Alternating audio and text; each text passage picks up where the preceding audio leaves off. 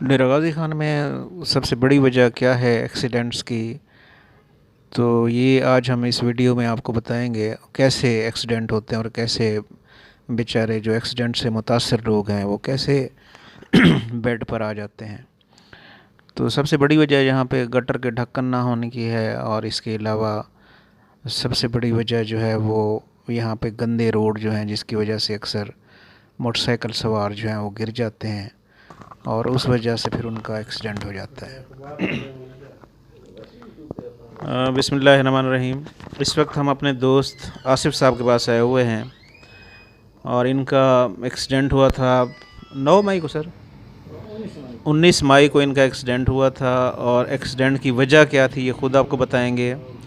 اور D G Khan میں سب سے بڑا مسئلہ یہی ہے کہ گٹر جو ہیں ان کے ڈھکن کھلے ہوئے ہیں، روڈ جو ہیں وہ ٹوٹے پھوٹے ہیں، جس کی وجہ سے اس طرح کے حادثے ہوتے ہیں۔ اور پھر جس کے ساتھ یہ حادثہ ہوتا ہے وہ اس کی کیا مطلب اس کے اوپر کیا گزرتی ہے، کتنے ایکسپنسز ہوتے ہیں، کتنی تکلیف ہوتی ہے۔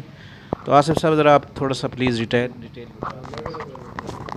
جی السلام علیکم ڈاکٹر صاحب۔ بڑے افسوس سے میں کہہ رہا ہوں کہ میرا جو حادثہ ہوا ہے 19 مئی کو، بڑی افسوس کی بات ہے کہ پیارے والی پل کے ساتھ گٹر کا ڈھکنا ٹوٹا ہوا تھا۔ مجھے پتہ نہیں چلا، رات کے 10 کا ٹائم تھا، میں وہاں سے گزر رہا تھا، اچانک سامنے گٹر نظر آیا کھلا ہوا ہے، بس میرا موٹر سائیکل اس گٹر میں گرا، میں بھی سائڈ پہ جا کے گرا، جس کی وجہ سے میری ٹانگ میں فریکچر آ گیا۔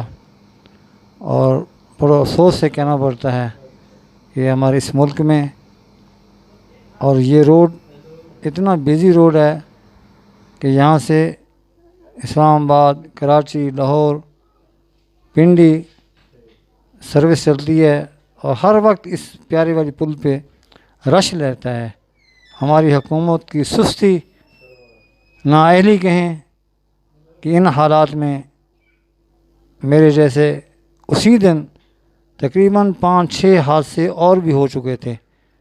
ساتھ والے دکاندار نے مجھے بتایا کہ یہ چوتھا 5واں حادثہ ہے۔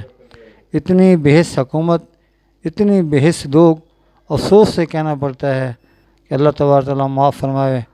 آج مجھے 2 مہینے ہو گئے ہیں، میرا آپریشن بھی ہوا ہے اور بڑی تکلیف میں ہوں۔